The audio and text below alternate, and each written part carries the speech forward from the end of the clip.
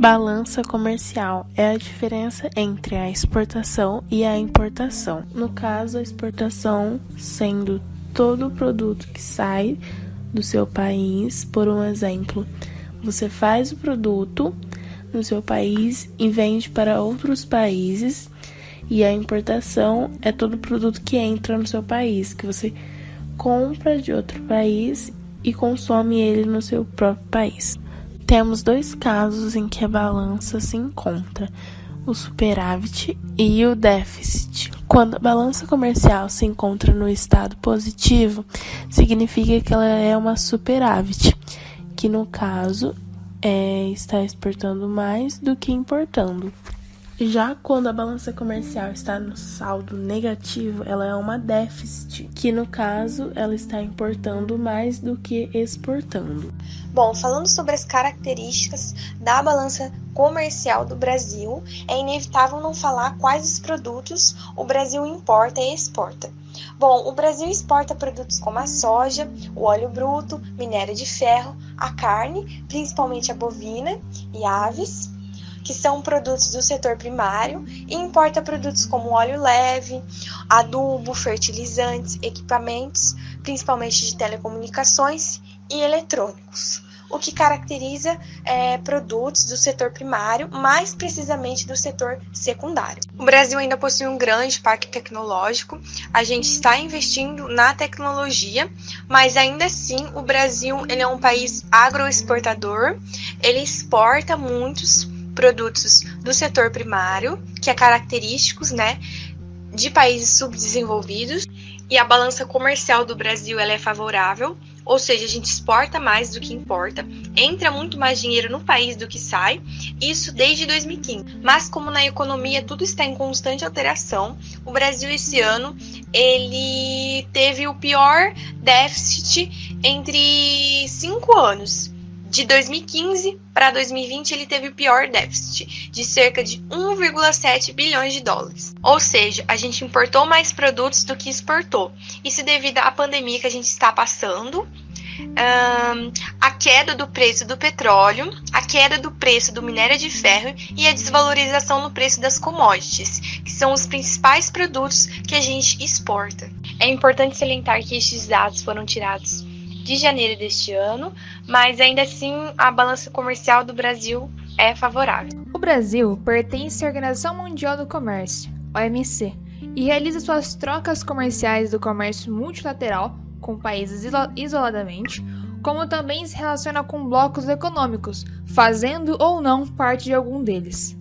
Desde o início dos anos 2000 até os dias de hoje, as exportações brasileiras representam apenas um pouco mais de 1% nas exportações mundiais, mesmo com o Brasil sendo um grande fornecedor de commodities agrícolas e ter uma balança comercial superavitária. Em 2015, os países que o Brasil mais exportou produtos foram a China, os Estados Unidos, a Argentina e o Oriente Médio. E os países que o Brasil mais importou produtos foi a China, os Estados Unidos, Argentina e Japão.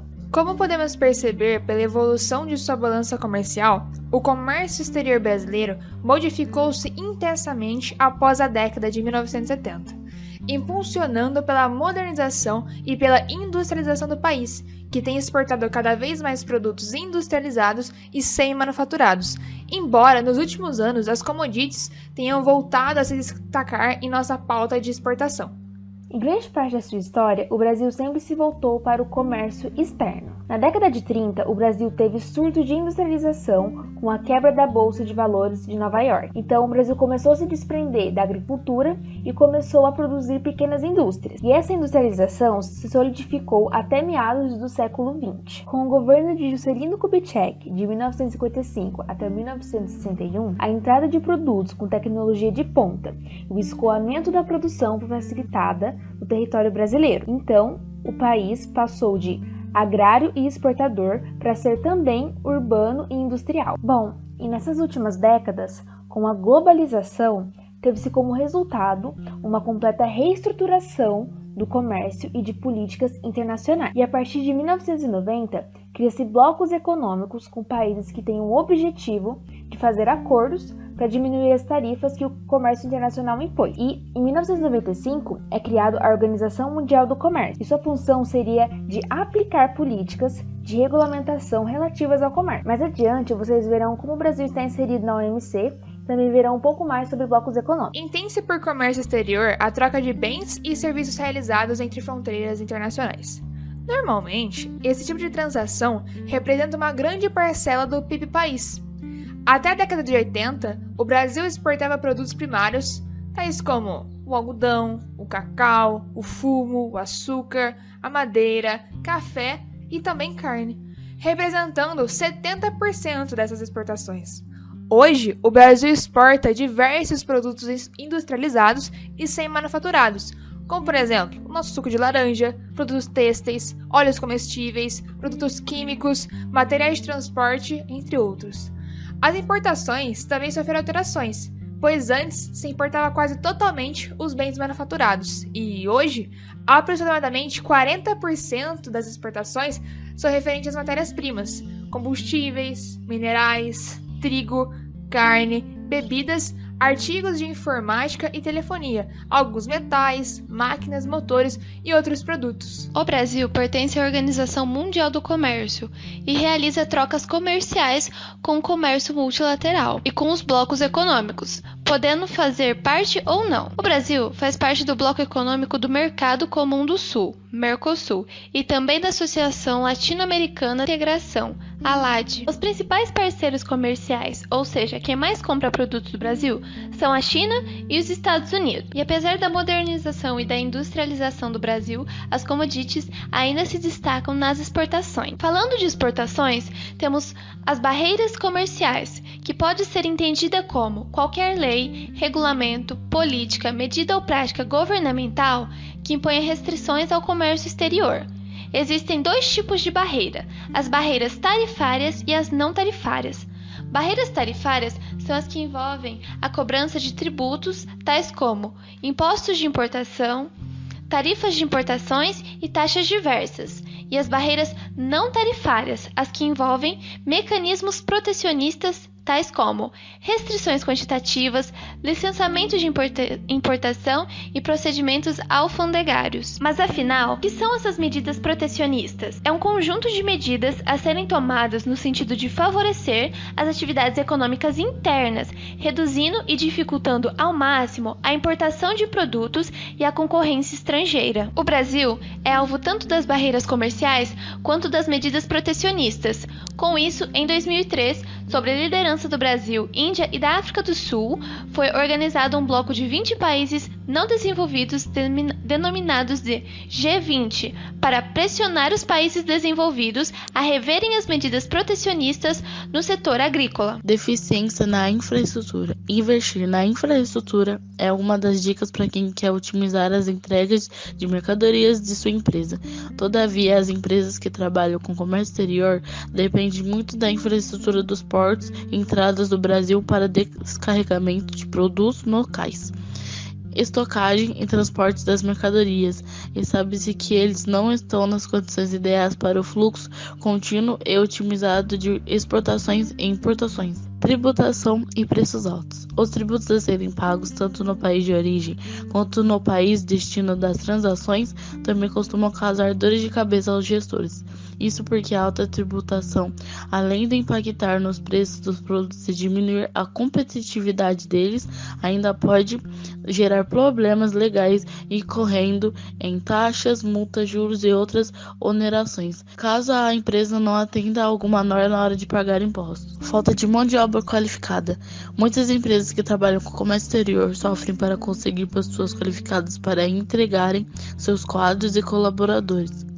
Isso porque, além de descobrir profissionais que falam vários idiomas, também é preciso encontrar indivíduos que consigam interpretar leis e normas fiscais de diferentes regiões do mundo e que consigam trabalhar com aspectos culturais nessas regiões.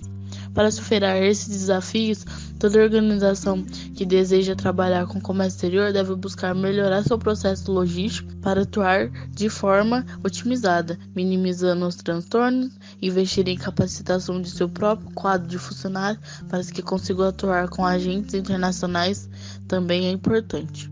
Separei agora os 5 maiores desafios das empresas brasileiras no comércio exterior. O primeiro, burocracia e documentação. O alto nível de burocracia costuma ser um dos piores problemas enfrentados no mercado.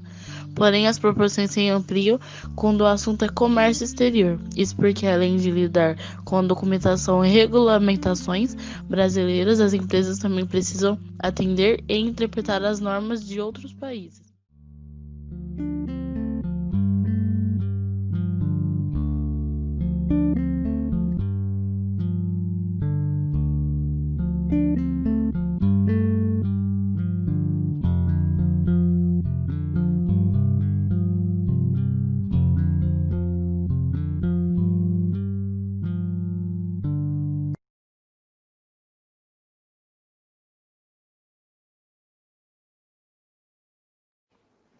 História.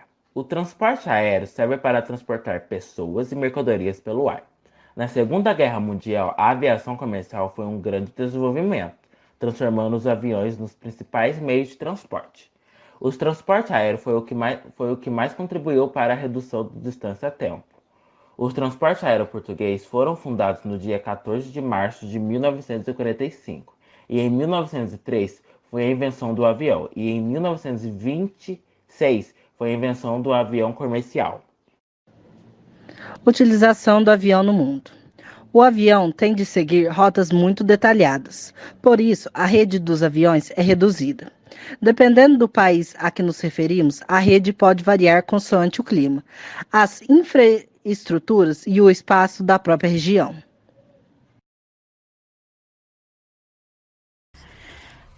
Transporte aéreo. O transporte aéreo é um modal ágil e recomendado para mercadorias de alto valor agregado, pequenos volumes e encomendas urgentes. Podem-se transportar animais vivos, cargas comuns, secas, congeladas, armamentos, enfim, qualquer carga. Porém, as restrições às cargas perigosas são muito intensas. A maior densidade de rede aérea está nos aeroportos internacionais, que têm grande número de passageiros, se localizam em países como Estados Unidos, Japão e China. O maior aeroporto do Brasil é o Aeroporto Internacional de Guarulhos, localizado no estado de São Paulo. Ele recebe cerca de 41 milhões de passageiros por ano. Vantagens de usar o avião. Pode transportar centenas de passageiros de uma só vez. É cômodo e rápido, não há trânsito nesse transporte.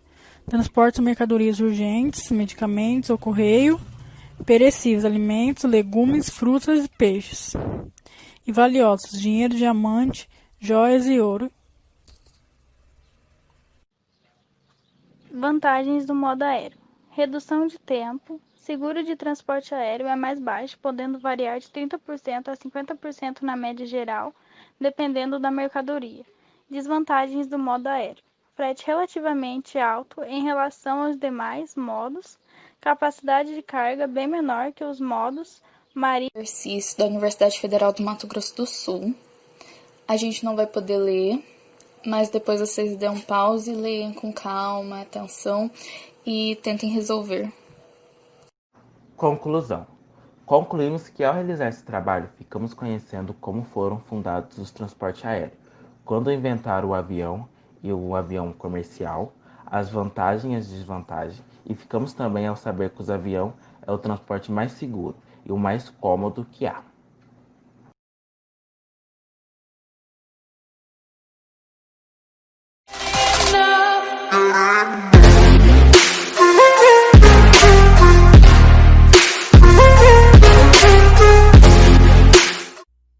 Bom dia, esse é o nosso trabalho de Geografia. Tema: Transporte ferroviário brasileiro.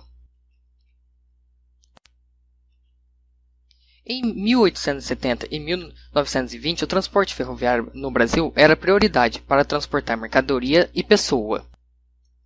Já atualmente, somos considerados um país pobre em relação a ferrovias, que acaba sendo abandonado no século XX.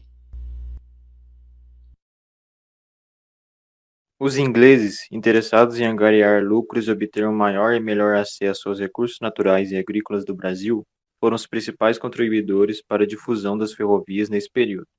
Graças a esses investidores, elas puderam ser implantadas e organizadas conforme o nível de quesitos necessários, uma vez que o transporte por trens requer um elevado grau de organização e articulação, ao contrário, por exemplo, das rodovias. Apesar de serem consideradas vantajosas para o Brasil em função da grandeza do território nacional, as ferrovias eram difíceis de serem instaladas em virtude dos elementos geográficos e físicos do país, com grandes variações do relevo e a presença de uma grande quantidade de rios, platôs, serras e outros obstáculos. Mesmo assim, os anos entre 1870 e 1920 marcaram o auge desse transporte, coincidindo com o período de auge da produção cafeeira. No entanto, a partir da década de 1920, o transporte ferroviário no Brasil entrou em declínio, processo que se intensificou nos anos 1940, retirada dos investimentos ingleses no setor e sua posterior e gradual estatização, realizada para socorrer a crise oriunda do declínio da economia do café e dos problemas relacionados com a Segunda Guerra Mundial. A derrocada, ou melhor, decaída do transporte ferroviário no país. A partir de 1940, o Brasil se viu perdendo a batalha para as rodovias. Afinal, o capital inglês que sustentava as ferrovias havia se retirado. Assim, as ferrovias se desativaram devido à falta de uma base financeira que era muito importante para se manterem.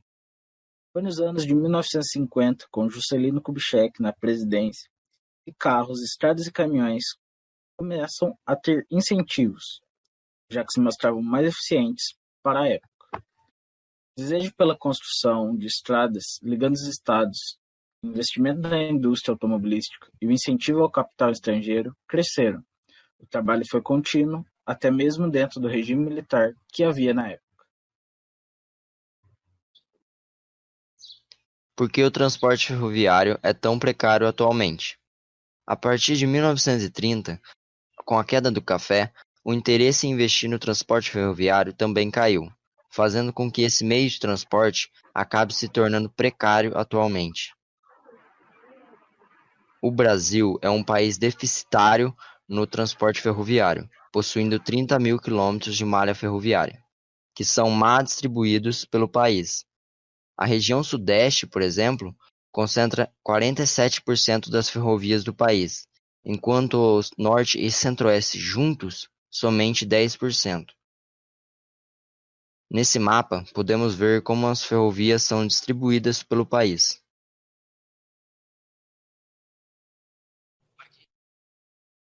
Considere as seguintes afirmações sobre o transporte ferroviário brasileiro.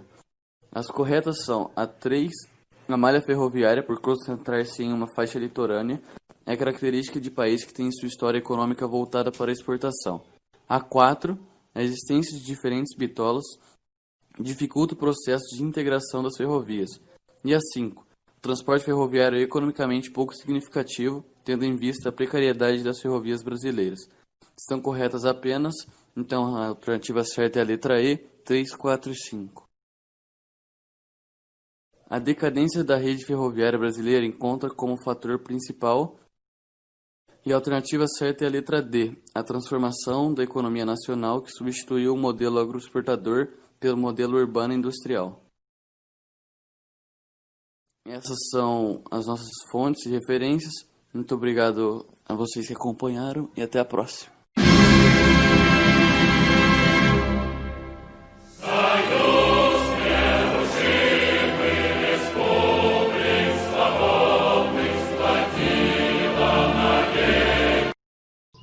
Olá pessoal, nosso trabalho é sobre o modal de transporte rodoviário, ou o transporte rodoviário simplesmente, mas antes da gente entrar nesse tema em si, é preciso introduzir a ideia de transporte.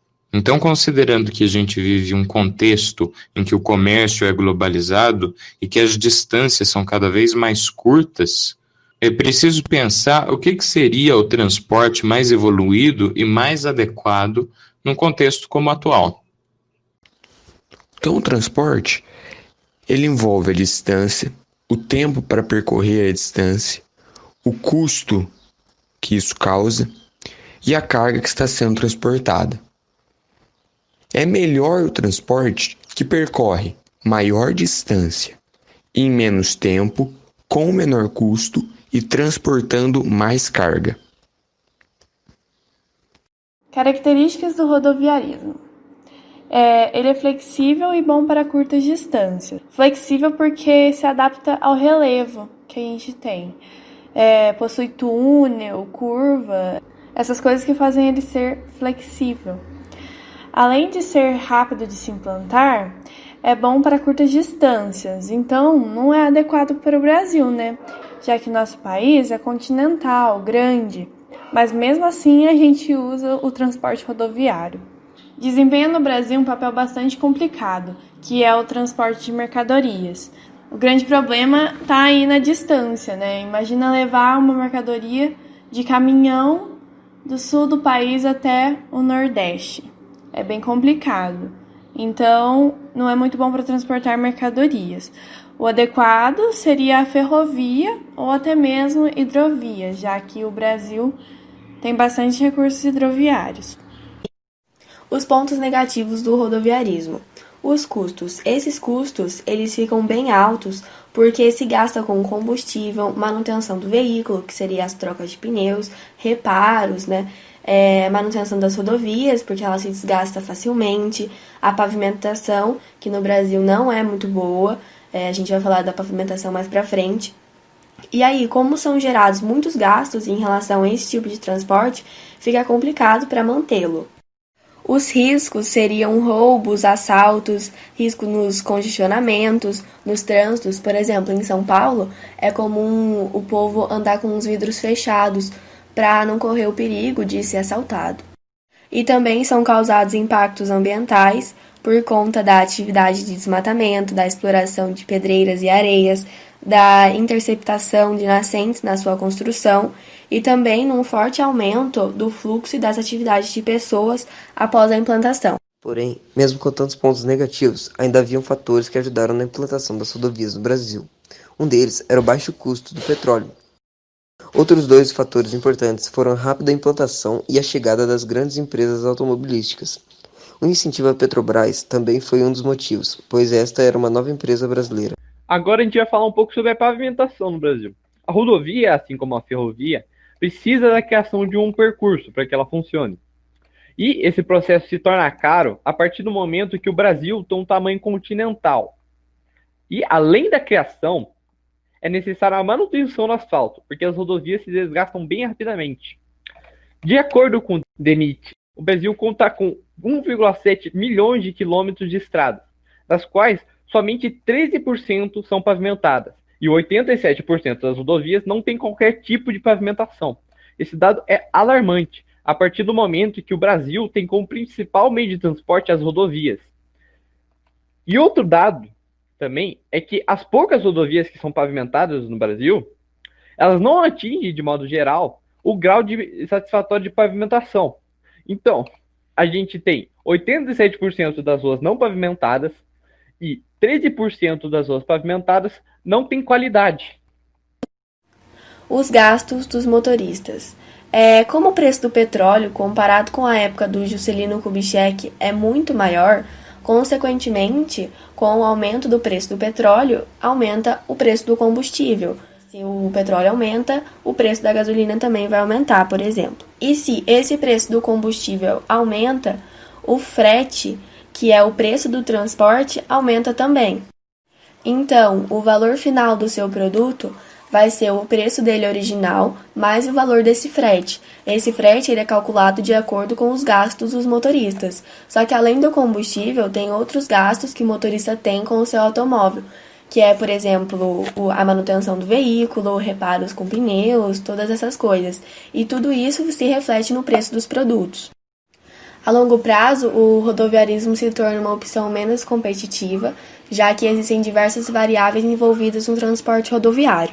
Mas por que ele se torna uma opção menos competitiva? Porque ele não dá condições para o país de desenvolvimento maior, sempre fica nessa mesma coisa. Além de tudo isso, tem-se o caos urbano, e isso acaba congestionando as rodovias, gerando assim outros problemas, como acidentes e roubos. As rodovias podem favorecer no deslocamento de grandes distâncias, desafogando o trânsito nas rodovias interligando cidades. Como se vê no mapa, o Brasil possui ferrovias espalhadas por grande parte de seu território. Porém, o grande problema é a baixa integração entre elas, causada pela diferença de bitola. A bitola é a largura da ferrovia. Então, um trem não consegue percorrer todo o território brasileiro porque em cada região do país você tem um trilho de largura diferente. Para que o trem conseguisse andar por todo o país, os trilhos deveriam ser padronizados. Daí então a gente conseguiria a integração entre toda a rota ferroviária do país. Nós separamos duas questões objetivas para serem comentadas muito rapidamente. No caso dessa primeira questão, não é preciso conhecer todas as músicas para associar de forma correta a imagem com a canção, como o exercício pede. Basta analisar cuidadosamente os trechos das músicas que são dados pelas alternativas e é possível concluir que a alternativa correta é a letra D, Parabólica Amará, de Gilberto Gil. Na segunda questão, são fornecidas as características de dois países distintos. Se espera que a partir da análise desses dados, a gente possa determinar quais modais de transporte devem ser priorizados em cada um dos casos. Para o país X, o melhor modal de transporte seria o rodoviário, já que ele é desenvolvido, então não vai ter fortes problemas urbanos, tem pequena dimensão territorial e é autossuficiente em petróleo, então o preço do combustível não vai ser um problema. Em último lugar, fica o transporte hidroviário, porque os rios se congelam por conta do clima rigoroso. Em segundo, as ferrovias. Já no país Y, a rodovia tem que ficar em último lugar, porque o país é subdesenvolvido e tem grande dimensão territorial. Em primeiro ficam as hidrovias, porque os rios são caudalosos e a maioria da população vive no litoral. E, além disso, ele também é exportador de produtos primários. Agora basta encontrar a alternativa que bate com algum desses dois esquemas montados, que no caso é a alternativa A. Bom dia, hoje a gente está aqui para apresentar o seminário de Geografia. A gente vai falar sobre transporte urbano. E o nosso grupo é a Ana Flávia, o Aramis, o Kaique, eu, José Pedro e o Pedro Pella. Bom, entende-se por transporte urbano o movimento de pessoas e mercadorias no interior de uma cidade, com a utilização de meios de transporte coletivos ou individuais. A característica essencial do transporte de massas é que muitas pessoas são transportadas por ônibus ou trens, e isso permite que muitas pessoas se desloquem pelo mesmo corredor viário com maior eficiência, o que resulta em custos menores para os usuários individual, ou desde que os custos são divididos entre um grande número de indivíduos em disponibilidade maior de verbas para aplicar na melhoria do serviço. E os serviços de transporte urbano de massas afetam diretamente a qualidade de vida de uma cidade, porque definem as alternativas de deslocamento que os habitantes têm à sua disposição, as atividades de que podem participar e os locais aonde podem ir. Os transportes disponíveis ao usuário são o resultado conjunto de políticas governamentais, da demanda global por deslocamento numa região, da competição entre os diversos tipos de transporte e dos recursos disponíveis ao indivíduo para a compra dos serviços. Na Idade Média Europeia, o homem preferiu o cavalo a outros veículos mais utilizados pelas damas da nobreza. Difundiu-se o uso da bastarna aristocrática liteira medieval, puxada por mulas ou cavalos. Em meados do século XV, surgiu na Hungria um novo tipo de veículo, o coche. O êxito da suspensão contribuiu para a difusão da carruagem. Convertida em elemento de prestígio e ostentação, ela se tornou o meio de transporte urbano por excelência da alta sociedade do século XVII. Foi na Itália que a carruagem alcançou a máxima difusão. Chegou-se a contar em Milão, no fim do século XVII, mais de 1.500 veículos desse tipo. Diante da ocorrência de acidentes e atropelamentos, a autoridade se viu obrigada a limitar a velocidade das carruagens e a proibir que menores de 18 anos as conduzissem. A explosão demográfica sofrida pelas principais cidades do mundo no século XIX logo mostrou que os transportes de superfície individual ou coletivo não conseguiriam atender às necessidades da população. Para enfrentar esse problema, Londres inaugurou em 1863 a primeira linha de transporte subterrâneo do mundo. Carl Friedrich Benz, em 1885, e Gottlieb Daimler, em 1886, concluíram na Alemanha os primeiros modelos de automóveis com modelo de combustão interna a gasolina. Em pouco tempo, a venda desses veículos alcançaram cifras impressionantes. eu vou falar um pouco sobre a importância do transporte urbano, mais especificamente do transporte coletivo. Ele vem como maneira de assegurar o direito de ir e vir do cidadão, uma vez que muitas pessoas utilizam ele para lugares como escola, para ir para a escola, para ir trabalhar, que são coisas que realmente elas precisam fazer ali, elas precisam daquilo, e ele vem como maneira de assegurar isso, de garantir que elas consigam comparecer a esses lugares. Ele é um transporte utilizado por mais de 25 milhões de pessoas diariamente, e devido a ele ser um único transporte, às vezes um único ônibus, ele carregar várias pessoas, ele ter uma capacidade maior, isso afeta na diminuição dos meios de transporte utilizados para locomoção, o que implica diretamente na diminuição da poluição do ar, da poluição de ruídos sonoros, dos congestionamentos e também na diminuição dos custos. Kaique, vou apresentar o prós e o contra do uso do transporte urbano. Começando pelo carro, que é um transporte próprio. Bom, ele é confortável, o horário de saída você sai quando você quiser, você pode parar onde você quiser ou próximo e ter bem mais privacidade. Contras, acontecem muitos acidentes, o preço dos veículos está bem alto, a gasolina também está bem alta, a dificuldade para estacionar em locais movimentados, muitos roubos, congestionamentos, poluição da atmosfera e poluição sonora. Transporte público. Próximo. Menor custo, segurança no percurso, já que é um motorista contratado e provavelmente ele tem responsabilidades, fácil deslocamento para menores de idade, já que alguns menores não têm pais e mães para estar levando em qualquer lugar. Contra, desconfortável, paradas demarcadas, então você acaba tendo que andar ainda, o horário de saída é fixo, então você pode acabar se atrasando, ainda tem a demora de ficar parando nos pontos e falta de privacidade. Transporte individual, a motocicleta. Prós, ela é muito rápida, locomoção muito melhor nas cidades, passa rapidamente pelos congestionamentos e menor custo de gasolina. Contras, ela é perigosa, cabe apenas 2 pessoas e desconfortável em viagens longas. Bicicletas, é um transporte individual. Prós, saudável, fácil locomoção, não há gasto com gasolina, não polui, muito útil em viagens curtas. Contras, ela é cansativa, é desconfortável para viagens longas, perigosa e alguns motoristas de motos, caminhões não respeitam, só respeitam se tiver a ciclovia. E é isso, tenham um bom dia. Bom dia, vou dar um exemplo de um exercício de transporte urbano para vocês.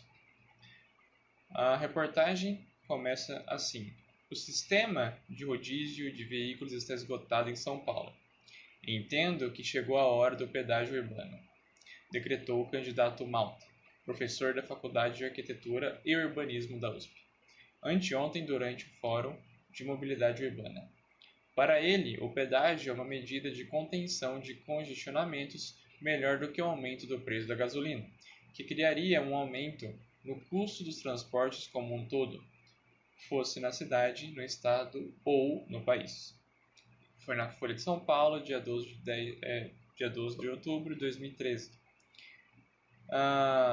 Agora, pergunta. Além do sistema de rodízio e o pedágio urbano citados na reportagem acima, uma outra medida possível para promover a mobilidade urbana nas cidades é A. A melhoria dos padrões de qualidade dos veículos automotores. Letra B. A redução do passagem para estimular o deslocamento por meio de ônibus e metrôs. A letra C. O incentivo ao uso dos meios de transporte alternativos de massa. A letra D. A realização de ações públicas de conscientização do trânsito. Letra E. Delimitação de, no máximo, o carro para cada habitante. Dentre essas, a resposta correta é a C, pois o incentivo aos meios de transporte de massa, ônibus e metrôs, e aos meios alternativos como bicicleta e a pé e skate, enfim, contribuem para a melhoria de mobilidade urbana.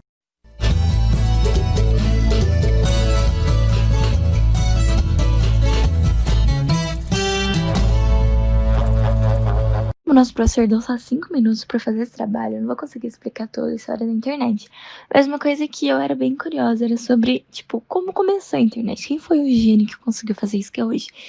E, tipo, é meio aleatório, porque na realidade o que aconteceu foi que no conflito da Guerra Fria, em 1957, os Estados Unidos estavam interessados em encontrar uma maneira de proteger informações e comunicações no caso de um ataque nuclear soviético.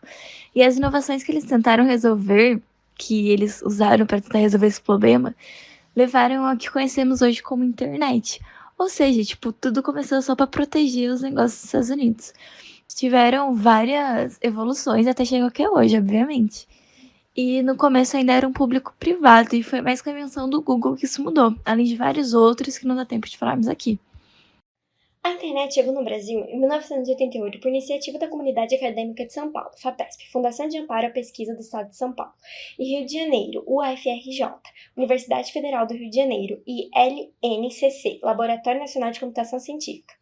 Em 1989, foi criada pelo Ministério da Ciência e Tecnologia a Rede Nacional de Pesquisas, RNP, uma instituição com objetivos de iniciar e coordenar a disponibilização de serviços de acesso à internet no Brasil.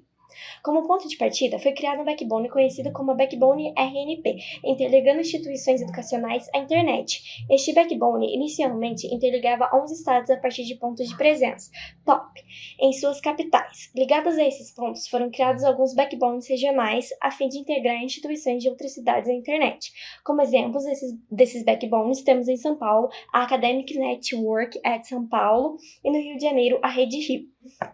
A exploração comercial da internet foi iniciada em dezembro de 1994, a partir de um projeto piloto da Embratel, onde foram permitidos acesso à internet inicialmente através de linhas de escadas e posteriormente, abril de 1995, através de acessos dedicados à via RENPAC ou linha Z1. Em paralelo a isso, a partir de abril de 1995, foi iniciada pela RNP um processo para a implantação comercial da internet no Brasil, com uma série de etapas, entre as quais a ampliação do backbone RNP no que se refere à velocidade e número de POPs, a fim de suportar o tráfego comercial de futuras redes conectadas a esses POPs. Esse backbone, a partir de então, passou a se chamar Internet BR. Uma primeira etapa da expansão desse backbone foi concluída em dezembro de 1995, restando ainda a criação de POPs em mais estados. Além disso, algumas empresas, IBM, Banco Rural, anunciam em 1996 a inauguração de backbones próprios. Em países desenvolvidos, cerca de 80% da população tem acesso à internet. No Brasil, cerca de 70% da população tem acesso a ela, ou seja, cerca de 126 milhões de brasileiros acessam regularmente a internet, fazendo com que o Brasil fique em uma posição intermediária. Nas regiões urbanas, a conexão é um pouco maior do que a média, cerca de 74% da população está ligada à internet. Atualmente, as regiões rurais do Brasil atingiram a marca de metade da população local conectada e o acesso continua em uma crescente. Em 2017, eram 44% das pessoas conectadas. Em 2018, 49%. Bom, vamos falar sobre a internet na adolescência. Uma pesquisa sobre esse assunto diz que cerca de 24,3 milhões de crianças e adolescentes com idade mais ou menos entre 9 a 17 anos são usuários de internet no Brasil, o que corresponde a cerca de 86% do total de pessoas dessa faixa etária no país. Mas o que essas crianças fazem na internet? Bom, elas utilizam mais de 3 tópicos, assim podemos dizer, que seriam a multimídia, que basicamente é assistir vídeos, filmes, séries, a educação, que nada mais nada menos é para trabalhos da escola, pesquisas de estudos, ajuda no vocabulário, e as redes sociais, que seria o WhatsApp, Facebook, Instagram e outros. Oi, bom dia a todos. Eu irei falar um pouco para vocês sobre as consequências do uso excessivo da internet, começando com o especialista Leandro, médico ortopedista de Uberlândia. Ele explicou em uma reportagem ao G1: é difícil falar em números, mas com o aparecimento de novas tecnologias, a frequência de pacientes no consultório com dores relacionadas ao esforço repetitivo cresceram nos últimos anos. E os danos mais comuns entre os jovens estão na coluna. E também Cristiano Nabuco de Abreu, coordenador do grupo de dependências tecnológicas do Instituto de Psiquiatria do Hospital das Clínicas de São Paulo, explicou à Gazeta Online: a dependência pela tecnologia é comportamental. As outras são químicas, mas ela causa o mesmo desgaste na ponta do neurônio que as drogas. Com isso, podemos explicar que a internet pode trazer várias consequências, como vício, dor na coluna e pescoço, afastamento do convívio social, em alguns aspectos, depressão, ansiedade, vontade de sumir, falta de energia, nomofobia, e alguns outros aspectos prejudiciais à saúde mental.